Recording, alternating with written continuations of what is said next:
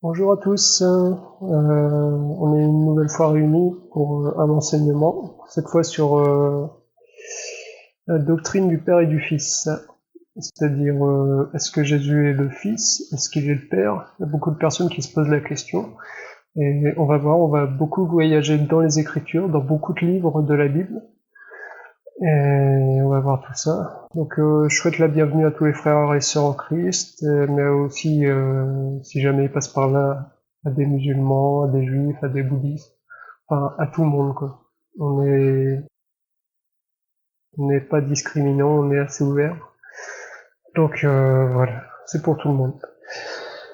Donc on va commencer par voir déjà ce qu'est la notion de père et de fils, selon la Bible, parce que comme pour ceux qui ont vu mes vidéos précédentes, comme je l'ai déjà dit, dans la Bible il y a un langage spécifique, c'est-à-dire que les prophètes ont parlé de la part de Dieu et ils ont tous parlé en parabole, c'est-à-dire c'est un langage caché, spécifique de Dieu, dont Dieu s'est servi pour cacher les choses et qu'il révèle à qui il veut. Donc on va voir aujourd'hui ce qu'est la notion de père et de fils selon la Bible. Donc on va commencer tout de suite pour pas perdre de temps. Cette fois je vais faire une vidéo d'un peu plus de 10 minutes quand même, je pense, vu qu'on va voyager un peu partout dans les Écritures, donc et on va lire aussi pour une fois. Donc voilà, on commence. Donc je vais commencer avec le livre de Malachie chapitre 1. Malachie chapitre 1 verset 6. Donc on y va tout de suite. Prenez votre Bible si vous voulez suivre en même temps. Pas de souci.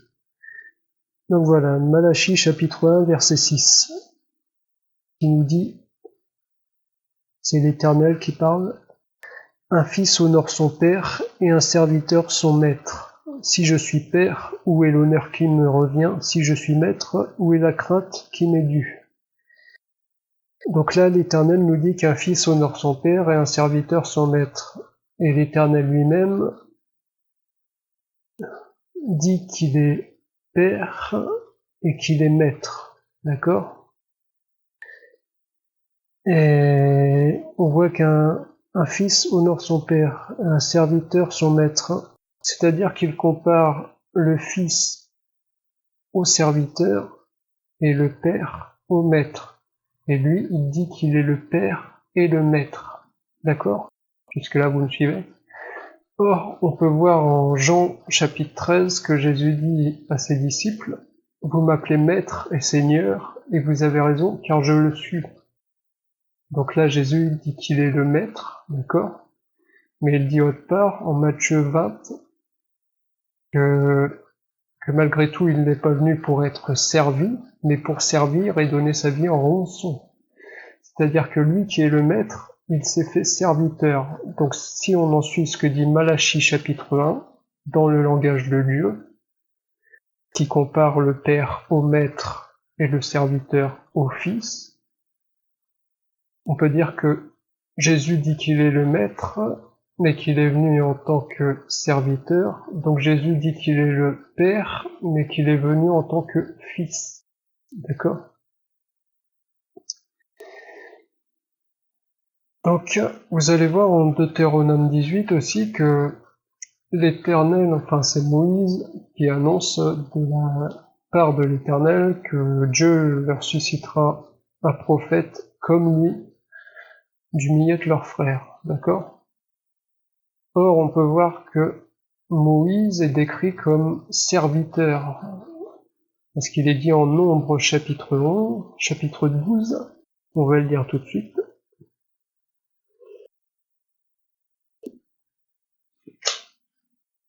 Alors Nombre chapitre 12, verset 7.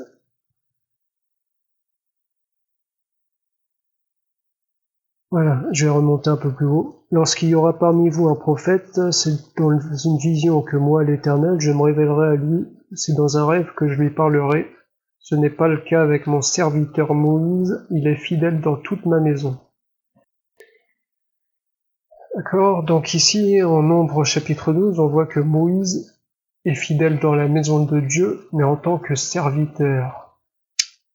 Or, on vient de voir que Jésus, lui, dit qu'il est le maître, mais qu'il s'est fait serviteur. Donc lui qui est le maître, Jésus, il s'est rendu semblable à Moïse. Pour l'accomplissement de la parole de Deutéronome 18, Dieu vous suscitera un prophète comme moi, d'accord? Or, on vient de voir que Moïse a été serviteur dans la maison de Dieu, et Jésus, qui est le maître, mais qui se fait serviteur, il se rend semblable à Moïse, d'accord? Voilà. Donc, on va continuer un peu beaucoup. Donc là, j'espère que vous avez compris que voilà, l'Éternel, dans son langage, décrit le Père comme étant le maître et le Fils comme étant le serviteur, et que Jésus dit de lui-même qu'il est le maître, mais qu'il s'est fait serviteur. D'accord? Donc en gros, il nous dit qu'il est le Père qui s'est fait Fils. Donc là, on va continuer en Daniel chapitre 7.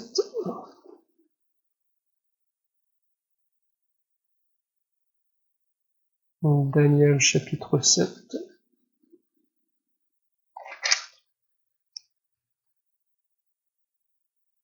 Daniel chapitre 7, verset 13. Ça, c'est les annonces du Messie, d'accord? Alors, pendant que je regardais dans mes visions nocturnes, quelqu'un qui ressemblait à un fils de l'homme est venu avec les nuées du ciel. Il s'est avancé vers l'Ancien des jours, on l'a fait approcher de lui, on lui a donné la domination, la gloire et le règne, et tous les peuples, les nations et les hommes de toute langue l'ont servi. Sa domination est une domination éternelle qui ne cessera pas, et son royaume ne sera jamais détruit. D'accord, donc là, on a la description de quelqu'un qui ressemblait à un fils de l'homme et qui vient sur les nuées du ciel, et que cet homme, la domination, la gloire et le règne lui sera donné, et il dominera, et sa domination sera éternelle. D'accord? Et son royaume ne sera jamais détruit. Or, vous verrez avec Jésus, lorsqu'il est devant le conseil juif, et que les Juifs lui demandent « Es-tu le Messie ?» Il leur répond que oui, et il ajoute, on va le lire, Matthieu 26, verset 64.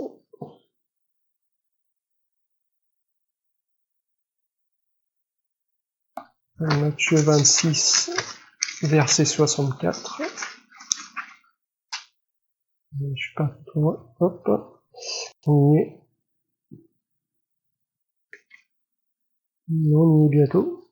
Alors, Matthieu 26, verset 64. Je remonte un peu plus haut. Je t'adjure par le Dieu vivant de nous dire si tu es le Messie, le Fils de Dieu. Jésus lui répondit, tu le dis. De plus, je vous le déclare, vous verrez désormais le Fils de l'homme assis à la droite du Tout-Puissant et venant sur les nuées du ciel. D'accord? Donc, en Daniel 7, on nous annonce un Fils de l'homme qui viendra avec les nuées du ciel et à qui la domination, la gloire et le règne sera donné, et sa domination sera une domination éternelle. Et Jésus, lorsqu'il est devant le conseil juif et qu'on lui demande s'il est le Messie, il dit bien, tu le dis, et de plus je vous le déclare, vous verrez désormais le Fils de l'homme assis à la droite du Tout-Puissant et venant sur les nuées du ciel.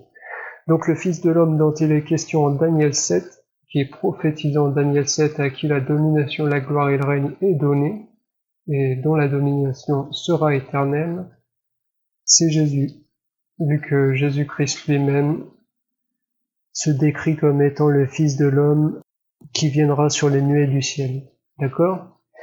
Et il dit à la droite du Tout-Puissant.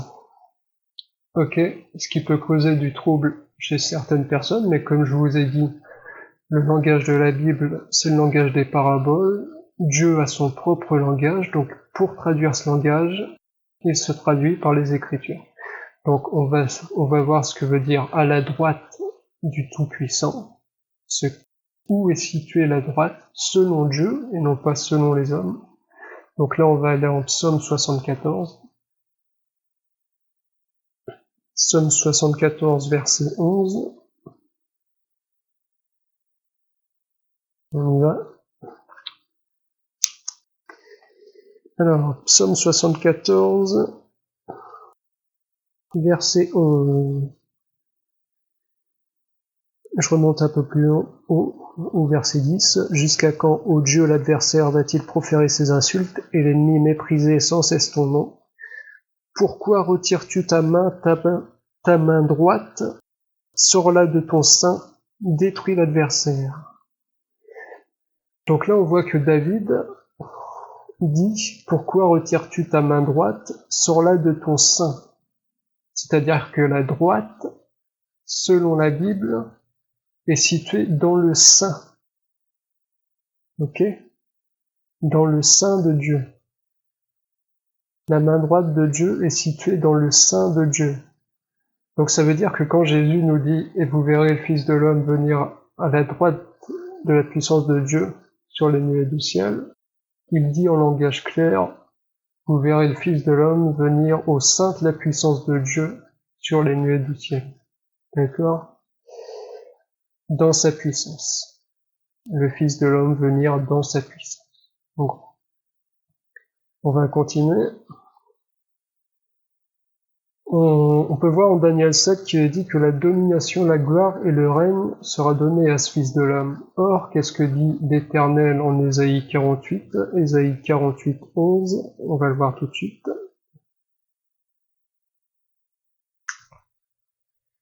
Ésaïe 48, verset 11. Voici ce que dit l'Éternel. C'est à cause de moi seul, que je veux agir. En effet, comment pourrais-je me laisser déshonorer? Je ne donnerai pas ma gloire à un autre. Ah. Donc, on nous prophétise en Daniel 7 que la domination, la gloire et le règne sera donnée au Fils de l'homme qui viendra sur les nuées du ciel. Et on vient de voir que c'est Jésus-Christ lui-même qui s'applique cette prophétie. Et l'Éternel nous dit ici qu'il ne donnera pas sa gloire à un autre. Or, on a vu juste avant que celui qui est appelé Père, c'est l'Éternel lui-même qui s'applique la notion de Père, d'accord? Et de Maître, et qui applique la notion de Fils au serviteur. Et on a vu aussi que Jésus a dit, vous m'appelez Maître, et vous avez raison, car je le suis, et qui dit aussi qu'il s'est fait serviteur. Donc qu'il est le Père, mais qui s'est fait Fils. Là, ici, en Ésaïe 48, l'Éternel dit qu'il ne donnera pas sa gloire à un autre, et c'est normal, parce que lorsqu'on nous dit que la gloire sera donnée au Fils de l'homme venant sur les nuées du ciel, en d'autres termes, l'Éternel nous dit simplement qu'il donne sa gloire à lui-même. D'accord? C'est ce que dit aussi Jésus quand il est sur terre. Il dit, Père, donne-moi la gloire que j'avais auprès de toi, lorsque j'étais auprès de toi, en gros. D'accord? Or, il dit devant Ponce Pilate, lorsque Ponce Pilate lui demande, es-tu roi? Jésus lui répond, tu le dis, je suis roi, mais mon royaume n'est pas de ce monde. Ok? Parce que Jésus est le roi dans l'éternité, le roi éternel, dont la domination ne passera pas, comme on le voit en Daniel 7. Mais lorsqu'il vient en tant que serviteur, il vient en tant que, quand il vient en tant que fils, il vient en tant que serviteur. Donc il n'est pas là en tant que roi, d'accord? Mais lorsqu'il retourne à l'éternité, il récupère sa gloire de roi, d'accord? C'est ce que vous voyez aussi en Deutéronome 18, lorsque Moïse annonce au peuple, l'Éternel vous donnera un prophète comme moi. il est dit que ceux qui n'écouteront pas ce prophète seront mis à mort, d'accord? Or, Jésus va dire une parabole, et il va finir cette parabole en disant, quant à ceux qui ne veulent pas que je règne sur eux, qu'ils soient mis à mort devant moi. Ok? Ici, Jésus se situe en tant que roi, donc il annonce en gros que lorsqu'il retourne à sa gloire, non plus en tant que serviteur, mais en tant que maître, ceux qui n'auront pas voulu que Jésus règne sur eux seront mis à mort. C'est ce qu'il dit aussi lorsqu'il dit que les uns iront à la vie éternelle et les autres iront à la peine éternelle, à la mort, au lac de feu. C'est ce qui est appelé la seconde mort. D'accord? Donc, on va continuer dans les annonces également. Ah, juste avant, j'avais oublié. L'Éternel dit, comme on a vu, je ne donnerai pas ma gloire à un autre, et je vous ai bien montré que c'est simplement le fait que l'Éternel redonne sa gloire qu'il avait avant de venir en tant que serviteur, il reprend sa gloire quand il revient en tant que maître. D'accord? Là, on va aller dans Exode 34.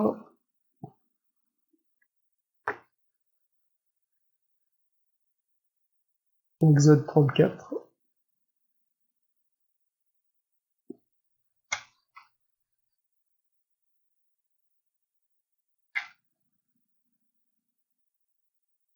Alors, Exode 34, verset 6.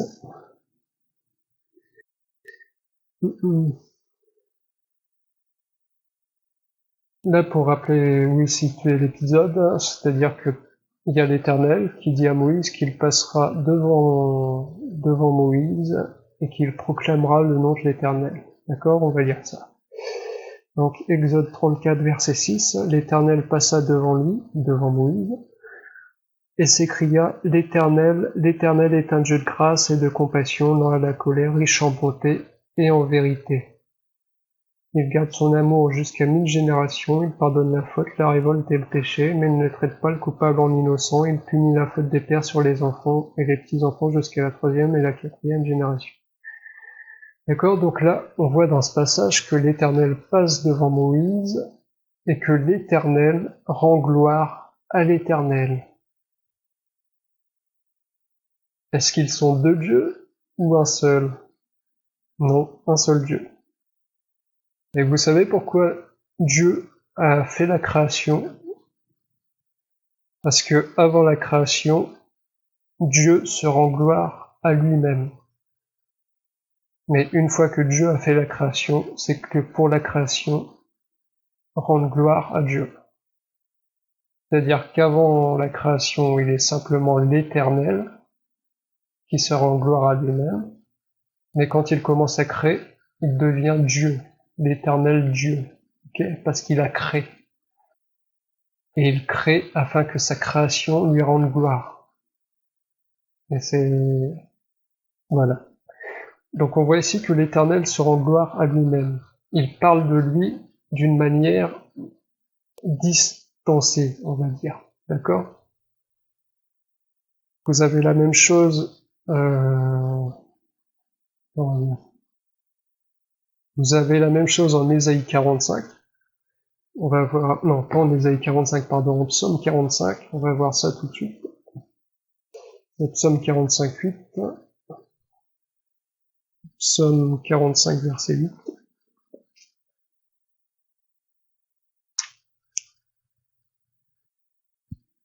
Alors, Psaume 45, verset 8. Je remonte un peu plus haut. Ton trône, ô Dieu, est éternel, le sceptre de ton règne est un sceptre de justice. Tu aimes la justice et tu détestes la méchanceté. C'est pourquoi, ô Dieu, ton Dieu t'a désigné par onction comme roi, de préférence à tes compagnons, avec une lutte de joie. Donc là, déjà, une chose. Ton trône, ô Dieu, est éternel. Pourtant, on a vu en Daniel chapitre 16 qu'il est prophétisé que le Fils de l'homme qui vient sur les nuées du ciel, c'est à lui qu'appartiennent la gloire, la domination éternelle. D'accord? Et Jésus dit, quand il vient ici, qu'il est roi, mais pas de ce monde. Pourtant ici, on voit que le roi de l'autre monde, c'est l'Éternel lui-même.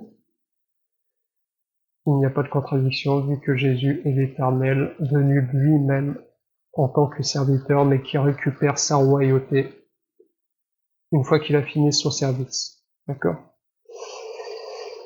Donc là, on voit bien ce que prophétise David. Tu aimes la justice et tu détestes la méchanceté. C'est pourquoi, ô Dieu, ton Dieu t'a désigné par onction.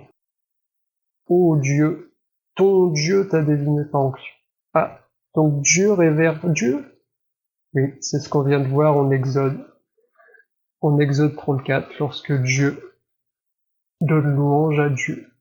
Il se donne louange à lui-même. Donc ici, en psaume 45, on peut voir que David prophétise que Dieu a oint Dieu d'une huile de joie. Et vous verrez dans les Écritures que ceux qui sont oints d'une huile de joie, ce sont les prophètes. D'accord?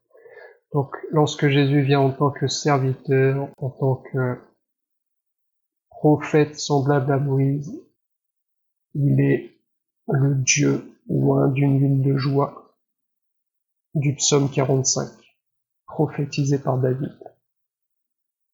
Très bien. Donc, on va passer à la suite. Bon, une autre écriture que tout le monde connaît cette fois, Ésaïe chapitre 9, verset 6.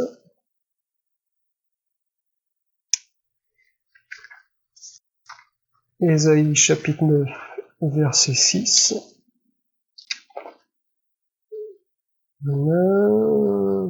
Verset 5, pardon. Ésaïe chapitre 9, verset 5. En effet, un enfant nous est né, un fils nous a été donné, la souveraineté reposera sur son épaule, on l'appellera merveilleux conseiller, Dieu puissant, Père éternel, Prince de la paix. Donc là, l'Éternel annonce un fils nous est né, et il dit plus loin, on l'appellera Dieu puissant, Père éternel, Prince de la paix. Donc le Fils, celui qui est né dans la chair, c'est le Dieu puissant, c'est le Père éternel. D'accord? On va voir Michée 5, verset 1, maintenant. Ouais, on fait un peu le tour des prophètes. Enfin, pas le tour, je dis pas la totalité, mais j'essaye d'en donner un maximum. D'accord? Michée 5, verset 1. Et toi, Bethléem Ephrata, qui est petite parmi les villes de Juda, de toi sortira pour moi celui qui dominera sur Israël et dont l'origine remonte loin dans le passé, à l'éternité. Donc de toi, Bethléem Ephrata, naîtra celui qui dominera sur Israël et dont l'origine remonte loin dans le passé, à l'éternité. Ok? Donc l'origine de celui qui naît à Bethléem, Jésus est né à Bethléem. Son origine, c'est l'éternité. Pourquoi? Parce qu'il est l'Éternel qui est né dans la chair pour accomplir un service. D'accord? D'accord, on va continuer un peu. D'accord? Prenons Jérémie 33, chapitre 33, verset 14. Jérémie chapitre 33, verset 14.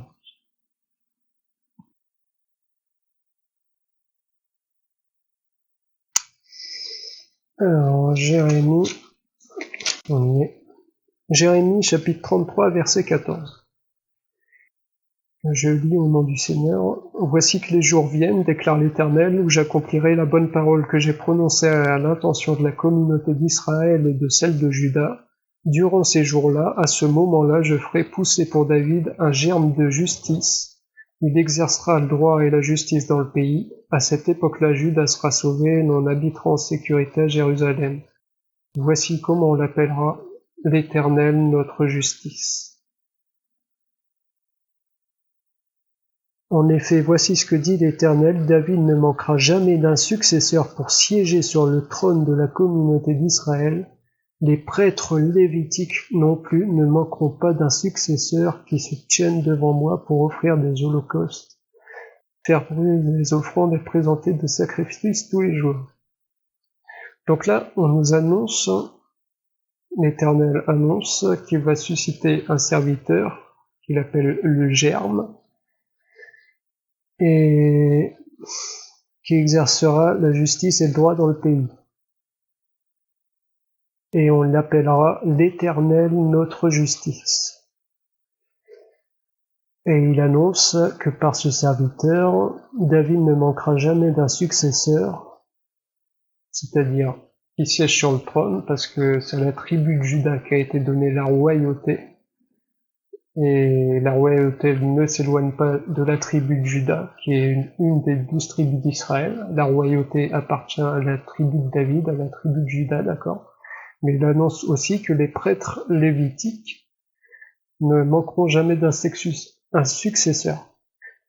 Donc c'est-à-dire que le serviteur qui doit être suscité par l'Éternel, de une, il sera appelé l'Éternel notre justice, mais qu'en plus, la royauté lui appartiendra et le sacerdoce de prêtre lui appartiendra. D'accord? Maintenant, on va voir en Zacharie chapitre 6, verset 12. Retenez bien ce qu'on a lu là. Maintenant, on va voir en Zacharie chapitre 6, verset 12.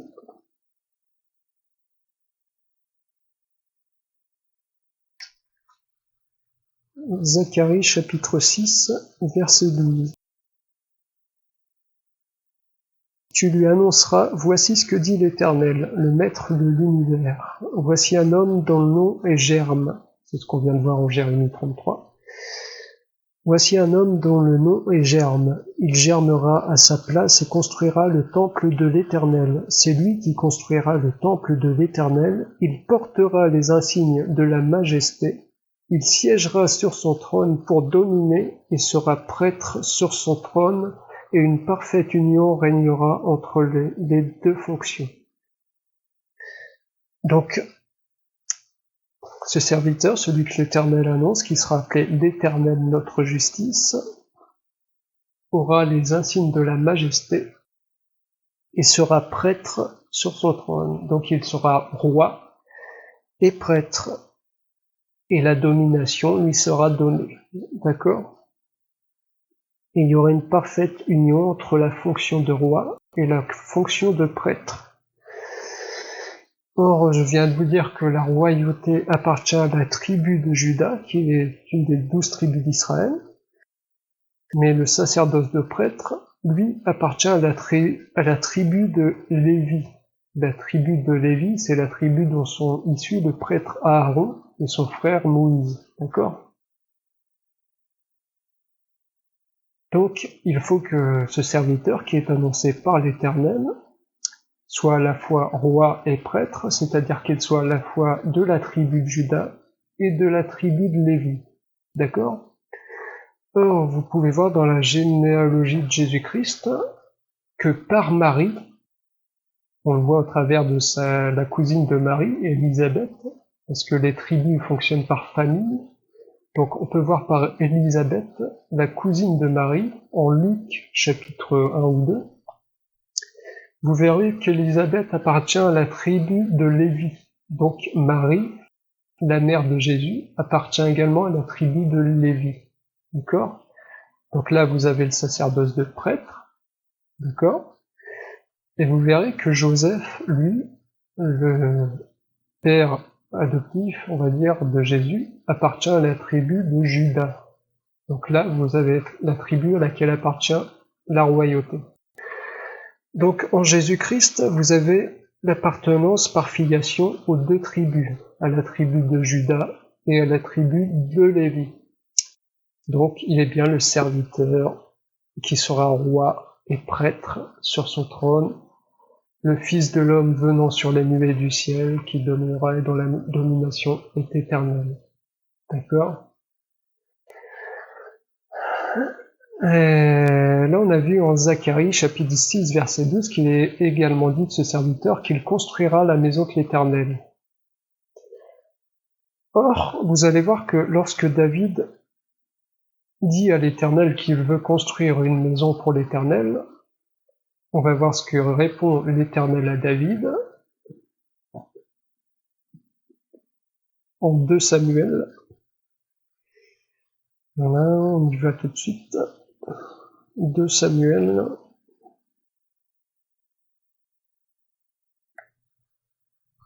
« 2 Samuel chapitre 7.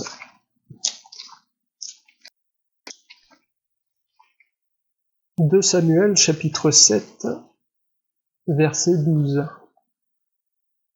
Alors, 2 Samuel chapitre 7, verset 12. Voici ce que répond l'Éternel à David lorsque celui-ci lui a fait la demande de construire une maison pour l'Éternel.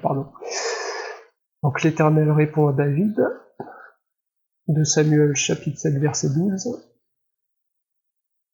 Quand ta vie prendra fin et que tu seras couché avec tes ancêtres, je ferai surgir après toi ton descendant, celui qui sera issu de toi, et j'affermirai son règne. Ce sera lui qui construira une maison en l'honneur de mon nom, et j'affermirai pour toujours le trône de son royaume. Je serai pour lui un père, et il sera pour moi un fils. Or, vous allez voir que beaucoup attribuent la construction de la maison de l'Éternel à Salomon, le fils de David, d'accord? Parce qu'il a construit le temple de l'Éternel, mais le temple terrestre, d'accord? Pourtant, et c'est là qu'il faut être très attentif quand on lit la parole de Dieu, d'accord?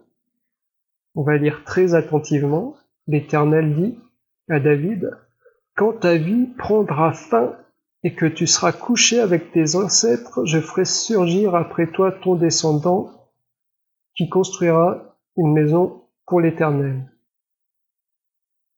Je répète, quand ta vie prendra fin. Or, vous allez voir que Salomon est né pendant que David était encore en vie. Or, ici, l'Éternel dit à David, quand ta vie prendra fin, je susciterai un descendant. Mais Salomon, lui, est né lorsque David était encore vivant. Donc, celui qui construit le véritable temple pour l'Éternel, ce n'est pas Salomon, mais c'est le descendant de David dont le trône sera affermi pour l'éternité, et dont on a vu en Daniel 7 que le trône affermi pour l'éternité, c'est le Fils de l'homme qui vient sur les nuées du ciel, et Jésus-Christ s'applique à lui-même cette image de Fils de l'homme venant sur les nuées du ciel. Donc Jésus-Christ est celui, le vrai bâtisseur du temple de l'Éternel. Or, quel est ce temple de l'Éternel que Jésus-Christ a construit? Attention, c'est lui-même. Pourquoi? Parce que Jésus, à un moment donné, dit aux Juifs, je ne sais plus si c'est aux pharisiens ou aux autres, il dit, détruisez ce temple, et en 3 jours je le relèverai. Et il parle du temple de son corps. Son propre corps est un temple.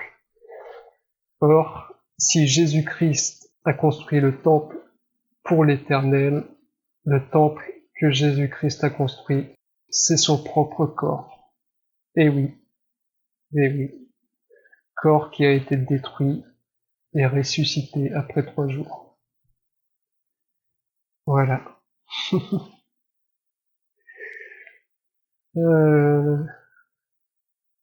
Parce que vous verrez aussi que l'Éternel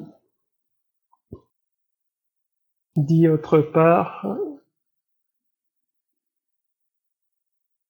l'Éternel dit autre part que je construirai moi-même une maison. D'accord? C'est moi qui construirai une maison. L'Éternel qui dit ça, c'est moi qui construirai une maison.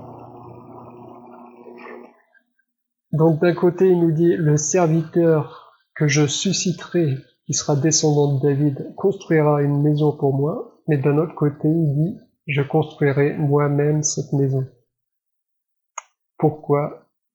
Parce que le serviteur que l'Éternel suscite et dont la domination sera éternelle, c'est lui-même. Et vous allez voir ça encore mieux en Ésaïe 35, d'accord? On y va tout de suite.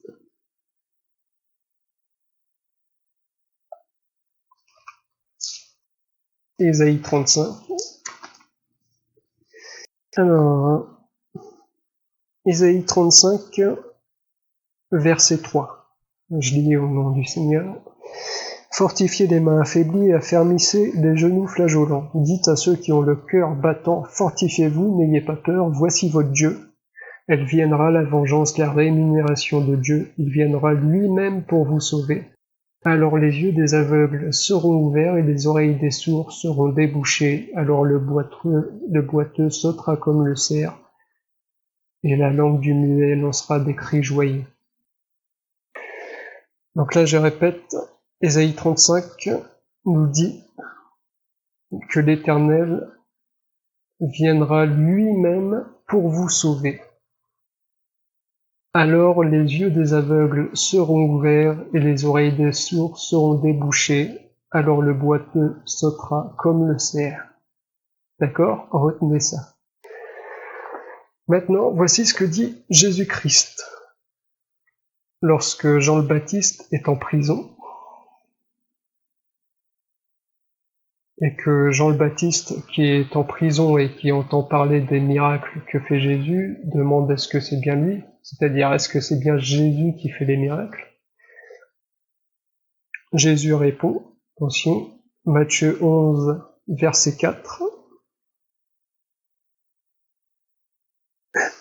Jésus leur répondit, allez rapporter à Jean ce que vous entendez et ce que vous voyez. Les aveugles voient, les boiteux marchent, les lépreux sont purifiés, les sourds entendent, les morts ressuscitent et la bonne nouvelle est annoncée aux pauvres.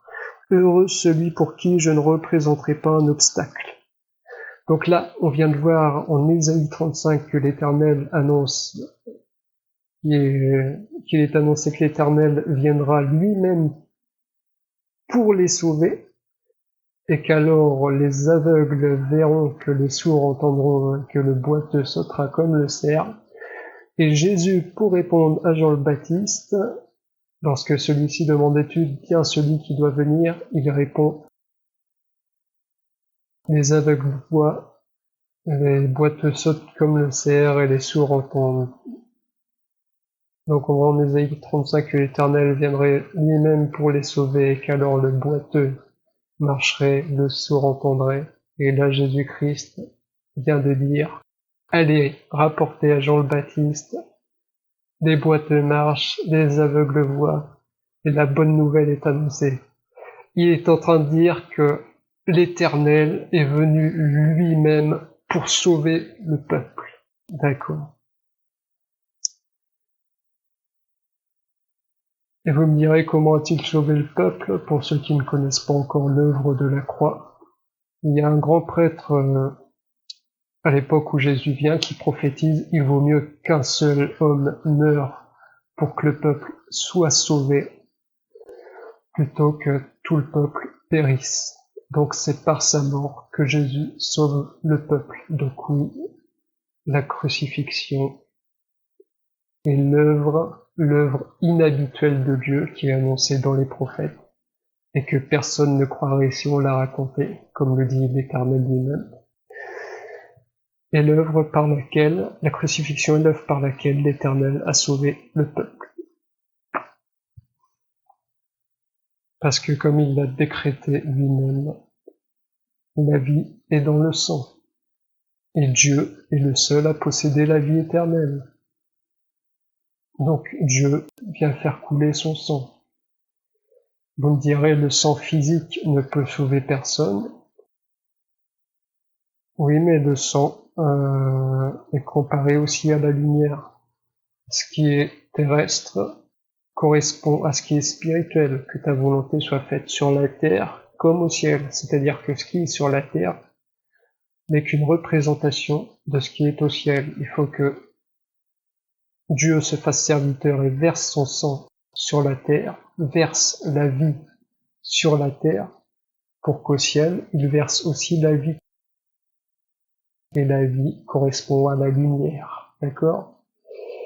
Donc Dieu a décrété que dans l'être humain, la vie se trouve dans le sang, Et au niveau spirituel, la vie, c'est la lumière. Donc sur la terre, il verse le sang, et au ciel, il verse la lumière. Okay, et c'est par la lumière qu'on est sauvé. D'accord? C'est juste que ce que Dieu fait au ciel, il le fait également sur la terre. D'accord? C'est juste la même chose. Celui qui est au ciel, c'est celui qui est sur la terre. D'accord?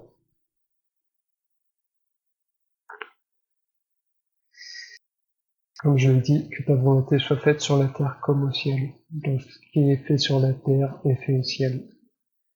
Mais comme on peut le voir avec Moïse, lorsque l'Éternel demande à Moïse de construire le tabernacle, il dit tu feras tout d'après le modèle. Donc, ce qui est fait terrestrement n'est qu'une copie. Ce n'est pas l'exacte représentation de ce qui est fait au ciel. D'accord? Voilà. Bon, j'approfondirai pas sur ce sujet parce que c'est encore le sujet d'une autre prêche. Enfin, que j'ai pas encore préparé, mais je veux dire, c'est tout un enseignement que moi ou d'autres pasteurs, d'autres frères feront sûrement un jour quelque part et vous tomberez dessus.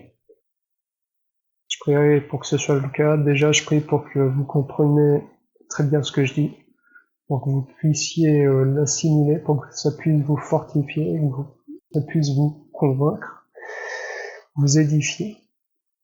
Donc, on a vu dans toutes ces prophéties que ce serviteur, qui est l'Éternel lui-même, je le répète, comme on peut le voir en Isaïe 9:6, ici on l'a vu avec Jésus qui s'approprie Isaïe 35, ce serviteur doit régner sur Israël. Pourtant, on peut voir que lorsque Jésus vient, Israël le rejette. Très bien, mais il faut bien que ce serviteur règne sur Israël. Oui, ça va être le cas, vous inquiétez pas.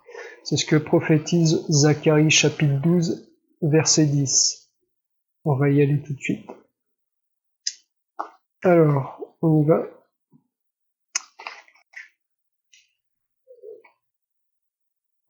Parce qu'il régnera sur Israël, mais lorsque le temps de la grâce pour les nations sera terminé. Une fois que le temps de la grâce pour les nations sera terminé, c'est là que il reviendra pour régner sur Israël. D'accord? Donc on va voir ce que prophétise Zacharie, qui n'est pas encore arrivé, mais qui arrivera dans l'avenir.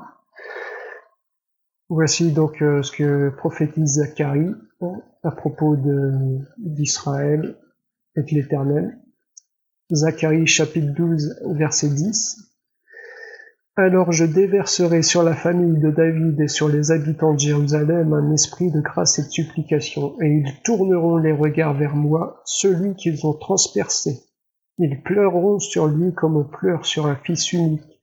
Ils pleureront amèrement sur lui comme on pleure sur un premier-né.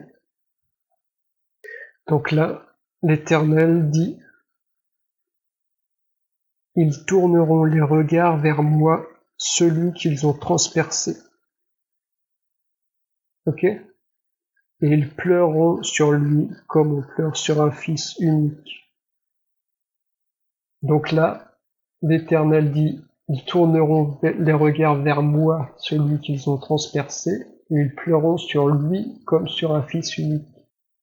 Ah, donc l'Éternel, le Père éternel, c'est lui qui est le Fils, comme on l'a vu, comme on vient de le voir plusieurs fois.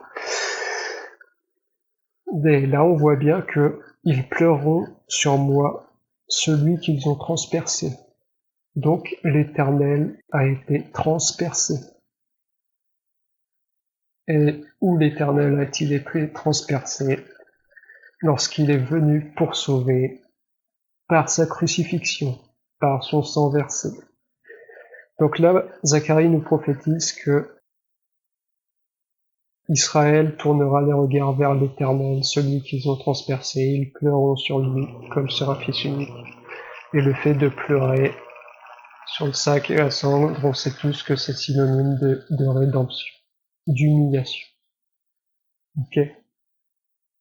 Donc lorsque Daniel nous prophétise que le Fils de l'homme viendra sur les nuées du ciel et dominera, et que autre part on nous dit que cette domination sera sur Israël, ok, là on nous annonce que c'est dans le futur que Israël tournera les regards vers l'Éternel, celui qu'ils ont transpercé à la croix, ok.